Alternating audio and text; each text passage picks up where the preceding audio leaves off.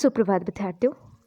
आज की कक्षा में हम 36 भाग 1 पाठ पुस्तक से संकलित काव्य खंड में पाठ 9 साख्या और शबद पढ़ेंगे, जिसके लेखक है कबीरदास जी। तो कबीरदास जी द्वारा रचित साख्या एवं शबद को पढ़ने से पूर्व हम इनके जीवन परिचय से अवगत होंगे। तो चलिए प्रारंभ करते हैं कबीरदास जी का कवि परिचय पढ़ना। कबीरदास जी हिंदी साहित्य के भक्ति काल के कवियों में अग्रगण्य है। इनका प्रादुर्भाव हिंदी साहित्य में तब हुआ जब भक्ति धारा चारों ओर प्रवाहित थी। भक्ति काल को स्वर्ण काल भी कहा जाता है। कबीरदास जी का जन्म सन 1398 ईस्वी में काशी में हुआ था।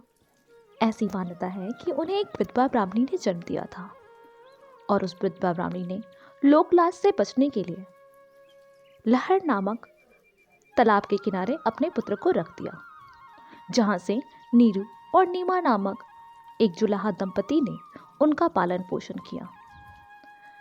वे दोनों अनपढ़ थे। रामाना नाम के गुरु से उन्होंने निर्गुण भक्ति की दीक्षा ली।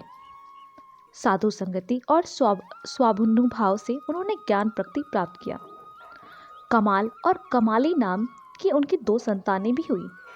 वे सन 1518 ईस्वी के आसपास 120 वर्ष की दीर्घायु में घर में परलोक सिधार गए।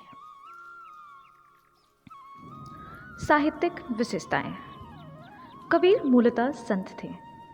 उन्होंने निराकार ईश्वर के प्रति अपनी भक्ति प्रकट की थी। उनका मानना था कि ईश्वर निराकार है और सर्वत्र व्याप्त है। उन्हें किसी आकार में साचा नहीं जा सकता। उनका विश्वास था कि सच्चे प्रेम और ज्ञान से ही ईश्वर मिल सकते हैं। उसके लिए नाम स्मरण और गुरु शरण दोनों आवश्यक हैं।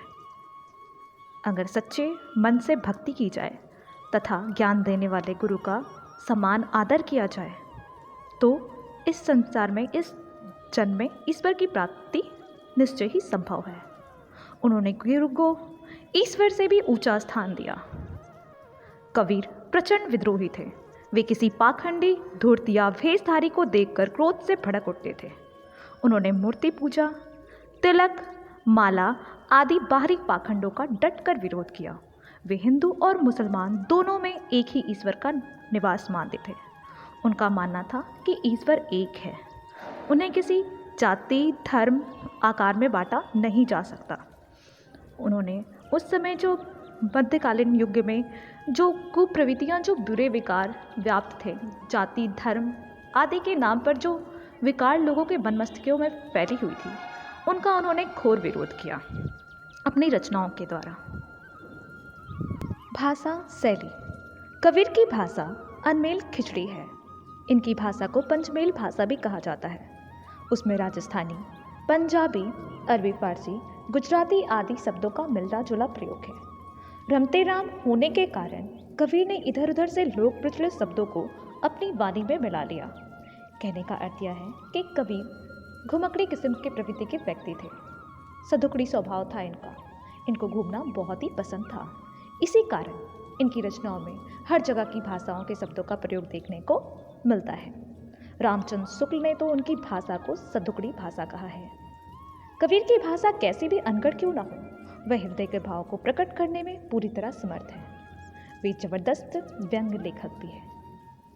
इन्होंने अपनी रचनाओं के माध्यम से जो उनके समझ में मध्यकालीन युग में व्याप्त जो रूढ़िवादिता, धर्म, जाति, ऊंच नीच के लेकर जो भेदभाव था, जो पाखंड था, जो बाय आडंबर था, उनका इन्होंने अपने दोहों के माध्यम से बड़ा ही करारा व्यंग किया है।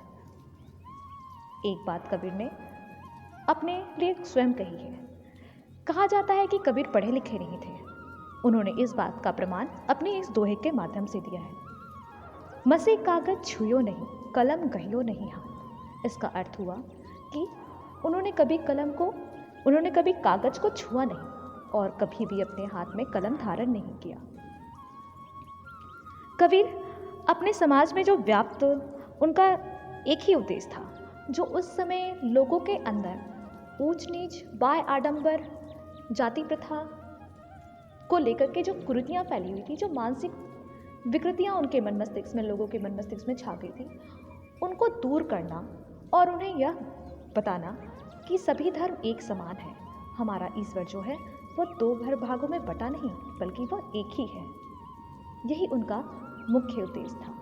उन्होंने अपने दोहों के माध्यम से, अपने रचनाओं के माध्यम से समाज में एकता, समानता लाने का प्रयत्न किया है।